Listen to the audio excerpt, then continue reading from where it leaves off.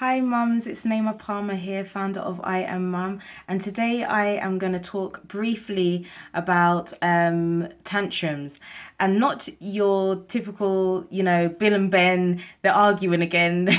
I'm talking about tantrums as a mum. Yeah, and I have tantrums on a daily basis. I have tantrums when my kids are taking long to get out of bed. I have tantrums when they're taking long to get in bed. I have tantrums when they're running in and out the room. I have tantrums. And when I say tantrums, I'm talking about where I exaggerate more than I need to. So instead of shouting at them for running in and out the room, I could just lower myself my voice and just say, guys, you're being too loud.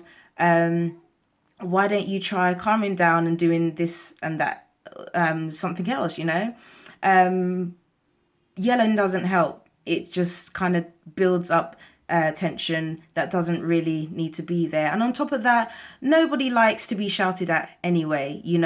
I don't like to be shouted at. And if I don't like it, I can only imagine how my children must feel as well. Yeah, there's discipline and whatever, but a lot of the time, that's why I'm stressing on the word exaggeration. Sometimes it's just too much. And the funny thing is, I'm trying to be a positive parent. I'm trying to be as positive as I can, because if I am positive, then my kids are positive as well, and they see things a lot differently.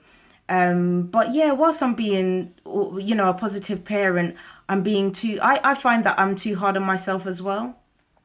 And then I think then I have high expectations of my children and their age. They're young, so half of the things that I expect them to be doing at times they can't do, and I probably would have struggled with it myself at their age as well. So anyway, I'm going to give a few brief suggestions on how to avoid getting into an exaggerated state.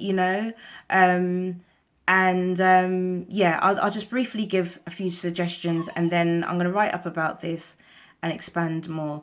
So firstly, okay, asking for help. You can ask your kids for help. Instead of shouting, just ask them for help, guys. Like, I don't want to get all bubbled or boiled up. Can you help me with da da da da da? There's also some people might find it easy to close their eyes and just vision themselves screaming and shouting in their head.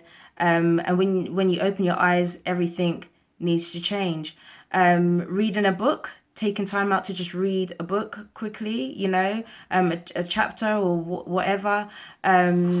If you cannot run away anywhere in the house, but the bathroom is the only place that has a lock on the door, go there for a few seconds and ignore the hands and papers and whatever that comes underneath the door.